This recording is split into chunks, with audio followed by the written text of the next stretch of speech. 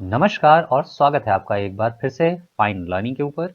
हमने अपने पिछले भाग में चैप्टर 3 का पार्ट 1 किया था, जहां हमने जाना था कि हमारा संविधान का जो फीचर सब है वो बेसिकली क्या-क्या है। अगर आपको थोड़ा याद हो तो हमने ये देखा था कि हमारे संविधान को लेंथीएस्ट रिटन कॉन्स्टिट्यूशन के तौर पे जाना जाता है। ऐसा क्यों कहा जाता है, इन सभी पॉइंट्स को भी हमने देखा था। आज हम उसमें आगे बढ़ेंगे। आज हम इसी का पार्ट 2 देखेंगे। सबसे पहले पार्ट 2 के तौर पे हम ये भाग आपके लिए लेकर आए हैं और शुरुआत करेंगे कि हमारा जो अगला फीचर है उससे। और कहा जाता है कि हमारा जो संविधान है इसको दुनिया के अलग अलग संविधानों से लेकर आया गया है, यानी it is drawn from various sources. दुनिया में अलग अलग संविधान बन चुके थे, अलग अलग संविधान एग्जिस्टेंस में थे, और उन्हीं संविधानों से हमने अपने संविधान को उनसे लेकर के अपना संविधान बनाया है, ऐसा कहा जाता है। अब ऐसा सही है नहीं है, ये हमें यहाँ पॉइंट्स के थ्रू समझना है। तो आइए इसी में देखना शुरू करते हैं।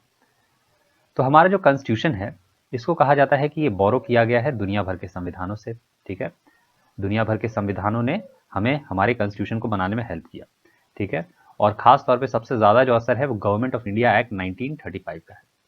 और अंबेडकर साहब, जो कि हमारे फादर ऑफ कॉन्स्टिट्यूशन के तौर पे भी जिनको जाना जाता है, वो बहुत प्राउडली, बहुत गर्व के साथ ये कहते हैं कि हाँ, भारत का जो संविधान है वो दुनिया के सभी संविधानों को एक बार रैनसैक करने के बाद बना है। रैनसैकिंग होता है यानी बिल्कुल अच्छे से किसी भी चीज को ढूंढना, समझना, खंगालना। तो हमने दुनिया के सभी संविधानों को अच्छे से रैनसैक किया और उसके बाद उनके संविधानों को समझा, उसकी जो भी गड़बड़ियां थी, उन सभी संविधानों में जो कमियां थी उनको समझे, और उसके बाद फिर अपने संविधान को बनाने की ओर हम आगे बढ़े। तो दुनिया ये कहती है, या जो भी लोग क्रिटिसाइज करते हैं, या जो भी लोगों का अलग मत विचार है, वो ये कहते हैं कि भारतीय संविधान तो दुनिया भर के संविधानों से लेकर के बना है। पर जब अंबेडकर जी की बात आ जाती है, जिन्होंने कॉन्स्टिट्यूशन बनाया, तो वो कहते हैं कि हाँ, हमने दुनिया भर के संविधानों को पढ़ा, जब तक पढ़ेंगे नहीं तब तक समझेंगे कैसे। और जब दुनिया भर के संविधानों को हमने समझा, उनकी बारीकियां, उनकी उनकी कमजोरियां, और जो भी उनके संविधानों में उनसे फेलियर्स आए या सक्सेस आए, उन सबों को समझते हुए फिर उसको अपने हिसाब से बदला, अपने हिसाब से इंडियनाइज किया, अपने ज़रूरतों के हिसाब से उसको ढाला, और तब जाके हमने भारत का संविधान बनाया। तो आइए हम जो हमारा संविधान जो अलग अलग जगहों से आया है उसका एक जो मूल रूप है, जो बेसिक फॉर्म है, उसको एक बार देख और समझ लेते हैं। तो शुरुआत हम करेंगे स्ट्रक्चरल पार्ट ऑफ कॉन्स्टिट्यूशन से, यानी जो हमारे कॉन्स्टिट्यूशन का जो स्ट्रक्चरल पार्ट है, जो मूल रूप है, जिसके ऊपर हमारा कॉन्स्टिट्यूशन खड़ा है, जो ढांचा कहलाता है, वो ढांचा मोस्टली आया है गवर्नमेंट ऑफ इंडिया एक्ट 1935 से। गवर्नमेंट ऑफ इंडिया एक्ट 1935 हमारे संविधान का जो स्केलेटन है, जो मोस्ट इंपॉर्टेंट पार्ट है, जो बेसिक जिसको कहते हैं फाउंडेशन, वो हमारे संविधान का बनाता है गवर्नमेंट ऑफ इंडिया एक्ट 1935। ठीक है, तो जो structural part of our constitution की अगर बात होगी तो याद रखिएगा गवर्नमेंट ऑफ इंडिया एक्ट 1935 आ जाएगा। पर जब बात करते हैं हम फिलोसफिकल पार्ट की, यानी वो पार्ट जिसके ऊपर मतलब मतभेद हो सकता है, डिबेट हो सकता है, वैसा वाला पार्ट जो हम लेकर आए, जैसे कि फंडामेंटल राइट। अब फंडामेंटल राइट में आप डिबेट, हमेशा डिबेट क्रिएट कर सकते हैं कि ये वाला जो राइट है ये फंडामेंटल राइट होना चाहिए, और ये जो राइट लोगों को मिला है ये फंडामेंटल राइट नहीं होना चाहिए। तो कुछ उस तरह की बातें जहां डिबेट होती हैं उसको फिलोसफिकल पार्ट कहते हैं। और ये फिलोसफिकल पार्ट जैसे फंडामेंटल राइट हो गए, डायरेक्टिव प्रिंसिपल्स हो गए, ये सब इंस्पिरेशन के तौर पे हमने अमेरिका से लिया है, आयरलैंड से लिया है। तो अमेरिका से आया फंडामेंटल राइट और डायरेक्टिव प्रिंसिपल आया आयरलैंड से। उसी तरह जो पॉलिटिकल पार्ट है, यानी जो पॉलिटिकल हिस्सा है हमारे संविधान का, कि हमारे देश का पॉलिटी किस तरह चलेगा। ठीक है, तो हमारे देश का जो पॉलिटिकल पार्ट है, जैसे कि कैबिनेट गवर्नमेंट हो गया, और हाँ, जैसे कि कैबिनेट गवर्नमेंट हो गया, रिलेशन बिटवीन एग्जीक्यूटिव एग्जीक्यूटिव है, लेजिस्लेटिव है, इनके बीच किस तरह का जो रिलेशनशिप है ये होगा, ये हमने ज़्यादातर ब्रिटिश कॉन्स्टिट्यूशन से लिया है। तो ब्रिटिश कॉन्स्टिट्यूशन से हमने ज़्यादातर पॉलिटिकल पार्ट अपना लिया है। और भी अलग अलग कंट्रीज़ के कॉन्स्टिट्यूशन का बड़ा योगदान है हमारे देश में। जैसे कि आप देखते हैं कि हमारे कॉन्स्टिट्यूशन में कनाडा, ऑस्ट्रेलिया, जर्मनी, यूएसएसआर, जो कि आज मौजूदा तौर पे जिसको हम रशिया के तौर पे जानते हैं, फ्रांस, साउथ अफ्रीका, जापान और अन्य बहुत से कंट्रीज़ के कॉन्स्टिट्यूशन से हमने अपने कॉन्स्टिट्यूशन को बनाया है। तो मेनी अ टाइम्स ये बोला जाता है कि जो भारतीय संविधान है वो एक बोरोड कॉन्स्टिट्यूशन है, यानी हमने उधार लिया है। दुनिया भर में जब सब कुछ हो गया था, हमने उनका कॉन्स्टिट्यूशन उठा के छाप दिया। बचपन में जो एग्जाम में हम करते थे, वही उन लोगों ने सोचा कि हमारे कॉन्स्टिट्यूशन मेकर्स ने भी वही किया, बस उधर देखा और अपने कॉपी में छाप दिया। पर ऐसा नहीं है। ऐसा होता तो हम फेल होने के पास होते, न कि इतने स्ट्रांग दुनिया के सबसे बड़े रिपब्लिक, दुनिया का सबसे बड़ा जो डेमोक्रेसी है वो बन के हम सामने नहीं आते। तो हम दुनिया के सबसे बड़ी डेमोक्रेसी है। तो पर जो कंप्लेन करते हैं वो ये कहते हैं कि भाई इंडिया कॉन्स्टिट्यूशन तो बोरोड है, एक पैचवर्क है।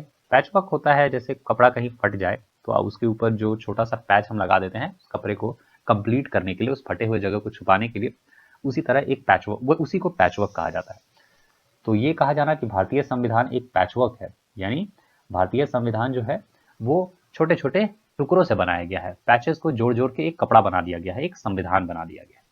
और इसमें कुछ भी नया या कुछ भी ओरिजिनल नहीं है। ये कहना तो भाई सरासर गलत होगा और इलॉजिकल भी होगा। ऐसा इसलिए कि जो हमारे संविधान के जो फ्रेमर्स हैं, उन्होंने भले ही दुनिया भर के कॉन्स्टिट्यूशन को पढ़ा समझा, पर उसके बाद अपने हिसाब से उसको मॉडिफाई किया। ठीक है, पढ़ा समझा ये बोला इसलिए जाता है कि पढ़ा समझा यानी बिना पढ़े समझे तो आप कुछ भी नहीं सीख सकते। अगर कोई आज ही आपको कहे कि आप जो भी जानते हैं ये तो किसी न किसी किताब में पहले से लिखा हुआ था, तो हाँ भाई साहब, जो भी जानकारी होगी वो किसी न किसी किताब में किसी न किसी जगह पहले से उपलब्ध होगी, उसके बाद ही हम उसको वहां से सीखेंगे। तो हमारे कॉन्स्टिट्यूशन मेकर्स का ये भी कहना है कि जब हम संविधान बना रहे थे तो दुनिया में कोई जगह ऐसी बची हुई ऐसी जगह थी नहीं जहाँ पे संविधान की बातें हुई नहीं हो। मतलब उस समय तक बहुत सी डेमोक्रेसीज आ गई थी, बहुत सी डेमोक्रेसीज ने अपना अपना संविधान बनाया था, और कुछ भी ऐसा अनोखा दुनिया में बचा था नहीं जिसको संविधान बिल्कुल एकदम न्यू बोले या बिल्कुल अनोखा कुछ बोले।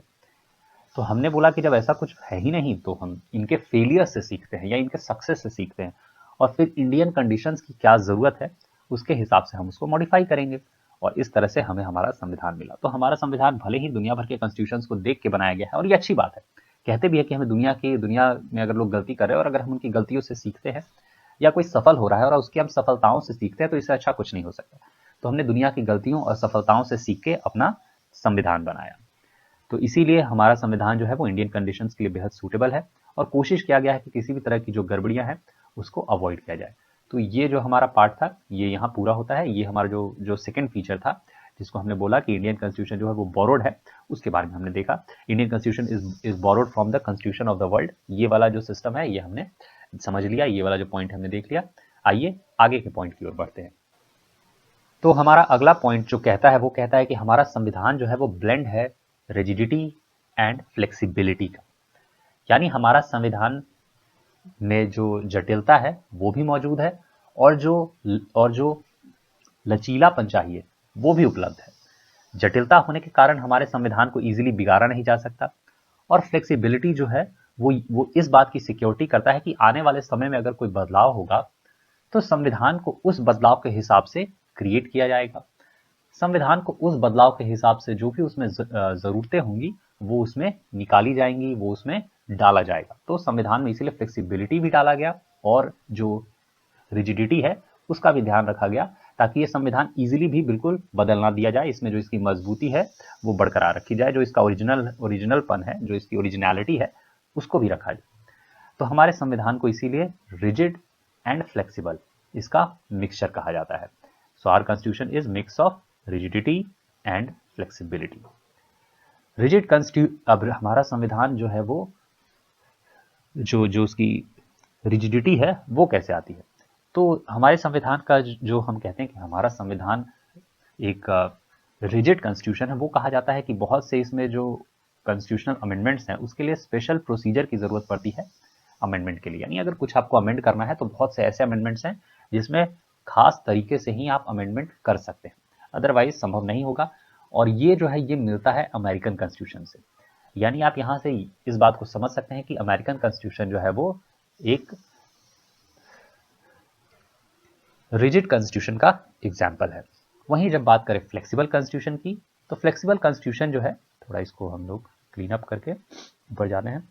तो जो फ्लेक्सिबल कॉन्स्टिट्यूशन है, फ्लेक्सिबिलिटी की बात है, तो फ्लेक्सिबिलिटी इस तरह से है कि कुछ कुछ जो अमेंडमेंट है, यानी बहुत से जो इस तरह के अमेंडमेंट है ऑर्डिनरी लॉज को लेकर हो गए, या कुछ और भी इस तरह के काम हो गए, वो इजीली अमेंड किए जा सकते हैं, उनको इजीली सिंपल मेजोरिटी के साथ उनको अमेंड किया जा सकता है।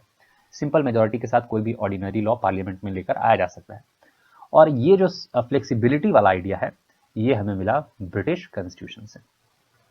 तो इसीलिए जो कॉन्स्टिट्यूशन ऑफ इंडिया है, इसको mixture of rigidity and flexibility बोला गया है। और साथ में कहा जाता है कि constitution of India is neither rigid, constitution of India is neither rigid not flexible but a synthesis of both. दोनों का एक मिक्स माना गया है कि भारतीय संविधान जो है वो रिजिडिटी और फ्लेक्सिबिलिटी का एक मिक्स है। Article 368 provides for two types of amendments. अब आर्टिकल 368 जो है, जो हमारे संविधान में अमेंडमेंट की बात करता है, ये जो अमेंडमेंट्स हैं जो हमारे संविधान में हैं, जो अंडर आर्टिकल 368 के अंतर्गत आते हैं, दो टाइप्स के हैं। इनके जो टाइप्स हैं, ये मुख्य तौर पे दो हैं। They are of two types. तो पहला जो इसमें है, पहला जो अमेंडमेंट है वो आइए देखते हैं। तो some provisions can be amended by special majority of the parliament. तो some provisions can be amended by special majority of the parliament. तो इस स्पेशल प्रोविजन के अंतर्गत जो 2/3 वोट हैं वो भी चाहिए हाउस को अगर ये बिल पास कराना है, और साथ साथ में जो हाउस का जो टोटल स्ट्रेंथ है उसका 50% भी चाहिए।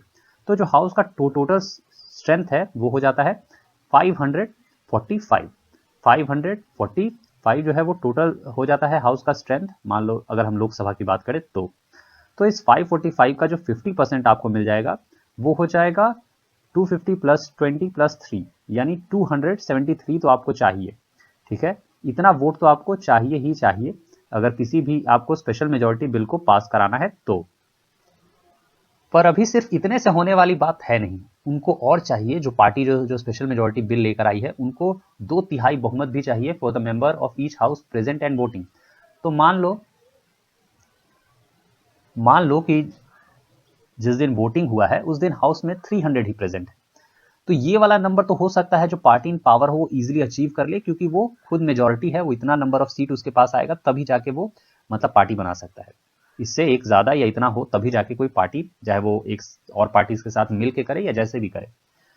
तो इस मान लो एक बार के लिए ये नंबर जुटा भी ले, पर अगर उस दिन हाउस में 300 लोग प्रेजेंट हैं तो उसको 2/3 बहुमत चाहिए होगा और वो नंबर हो जाएगा सिर्फ 200। तो उसके पास यहाँ पे जो बोथ नंबर चाहिए यानी 200 और 273 यानी 273 दोनों नंबर्स उस पॉलिटिकल पार्टी के पास है, तब तो वो बिल लोकसभा से पास हो जाएगा।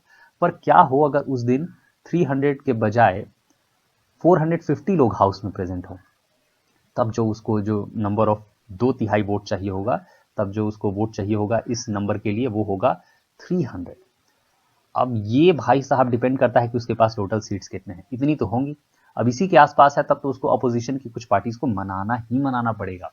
इसी के लिए ये सिक्योरिटी रखी गई है कि इजीली आप इन वोट्स को पास ना कर सके। अगर अपोजिशन को लगता है कि ये गलत पास हो रहा है, ये बिल गलत है, तो वो कंप्लीटली हाउस में अपना अटेंडेंस लगा करके उस बिल को पास होने से रोक सकते हैं। और ये मैं सिर्फ यहाँ 450 का बात किया, अगर पूरे 500 या उससे भी ज्यादा लोग आए तो और भी ज्यादा मुश्किल हो जाएगा उस पॉलिटिकल पार्टी के लिए, जो पॉलिटिकल पार्टी इन पावर है, कि वो कोई स्पेशल मेजॉरिटी वाला बिल पास कर सके। तो ये सब एक सिक्योरिटी दी गई है कि अगर कभी भी कोई पॉलिटिकल पार्टी अगर कुछ ऊट-पटांग पास करना चाहे, कोई ऊट-पटांग संविधान में अमेंडमेंट पास करना चाहे, तो जो अपोजिशन का जो मेन काम है कि उसको रोकने का काम है, वो अपोजिशन अच्छे से वो काम को पूरा कर पाए, अपोजिशन उस काम को सफलतापूर्वक निभा पाए। पर अभी तो खैर अलग ही कुछ सिस्टम हो रखा है। चलिए एक और स्पेशल प्रोविजन है वो भी जान लेते हैं। तो एक और स्पेशल प्रोविजन में इन सभी बातों का तो है ही है, साथ में 50% ऑफ स्टेट का भी रेटिफिकेशन चाहिए, यानी 50% जो स्टेट्स हैं उनका भी उसमें मतलब हिस्सेदारी चाहिए। अब ऐसा क्यों है भाई? तो बहुत सारे बिल्स इस तरह के अमेंडमेंट बिल होते हैं पार्लियामेंट में, जो संविधान में अमेंडमेंट है, जिनका असर बाद में जाके जो स्टेट है उनके ऊपर भी पड़ता है। तो जहां स्टेट के ऊपर भी असर पड़ेगा वहां पे 50% ऑफ स्टेट्स का रेटिफिकेशन चाहिए। हाफ ऑफ द स्टेट्स जो है उनका भी उसमें हिस्सेदारी चाहिए, उनका भी उसमें भागीदारी चाहिए। ठीक है, तो इसीलिए जो हाफ ऑफ द स्टेट्स है वहां उनका भी रेटिफिकेशन मांगता है कि भाई, और रेटिफिकेशन किस तरह से होता है? अगर 50% ऑफ द स्टेट्स जो है वो जो उनका हाउस है, जो उनका जो स्टेट का जो हाउस है उसके अंदर अगर वो बिल को लेकर आते हैं और हाउस में सिंपल मेजॉरिटी से ये बोल देते हैं कि ठीक है हम ये बिल एक्सेप्ट करते हैं, जो केंद्र लेके आ रही है हमें वो एक्सेप्ट है, और ऐसा करते करते जो 50% ऑफ इंडिया के जो स्टेट्स हैं अगर वो एक्सेप्ट कर लेते हैं, तब ये बिल जो सेंटर है वो इजीली आगे बढ़ा सकता है, उसके ऊपर इजीली आगे कार्य हो सकता है। ठीक है, तो इसी के साथ जो कॉन्स्टिट्यूशनल अमेंडमेंट में जो स्पेशल मेजोरिटी वाली बात है वो यहाँ पूरी हो जाती है। अब स्पेशल मेजोरिटी के साथ साथ कुछ सिंपल मेजोरिटी से भी बिल पास होता है, कुछ बिल सिंपल मेजोरिटी से भी पार्लियामेंट में पास होता है। आमतौर पे इन सिंपल मेजोरिटी वाले बिल को आर्टिकल 368 में नहीं रखा जाता है। ये याद रखिएगा कि आर्टिकल 368 सिर्फ जो स्पेशल मेजोरिटी ऑफ बिल है उनके लिए है। और स्पेशल मेजोरिटी से क्या मतलब? स्पेशल मेजोरिटी से ज्यादातर मतलब है कॉन्स्टिट्यूशनल अमेंडमेंट। तो article 368 talks about constitutional amendment, ये याद रखिएगा, एक पॉइंट है, बहुत बार इस पे क्वेश्चन आता है अलग अलग जगह पे। तो article 368 talks about constitutional amendment.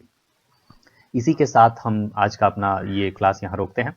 अगले में हम फिर से आपके साथ कुछ अलग अलग टॉपिक्स लेकर आएंगे, मतलब आगे के जो भी पॉइंट्स हैं, जैसे कि फेडरल सिस्टम विथ यूनिटरी बायस वाला टॉपिक है, उसके बाद पार्लियामेंट्री फॉर्म ऑफ गवर्नमेंट, और इसी तरह से जो भी मतलब पॉइंट्स हैं वो आगे हम कंप्लीट करेंगे। आज के लिए अगर आपको हमारा क्लास अच्छा लगा तो इसे लाइक, शेयर और सब्सक्राइब जरूर करें। हमारा जो ये छोटू सा प्यारा सा चैनल है इसको सब्सक्राइब करें और बताएं कि किस तरह का और आपको वीडियो चाहिए, किस तरह का और आपको जो भी कंटेंट है वो चाहिए। हम कोशिश करेंगे कि हम उस पर काम करें। तब तक के लिए धन्यवाद, पढ़ते रहिए, खुश रहिए।